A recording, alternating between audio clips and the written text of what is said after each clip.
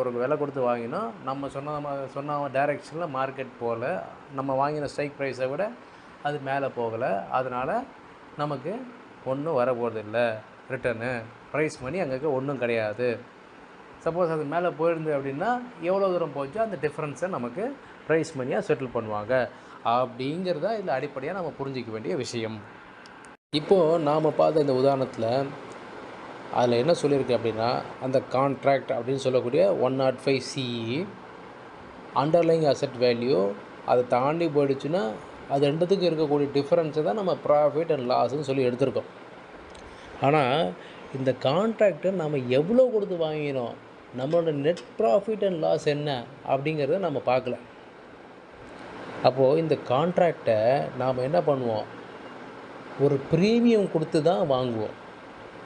ஒரு ப்ரீமியம் அப்படின்ற ப்ரீமியம் கொடுத்து தான் வாங்குவோம்.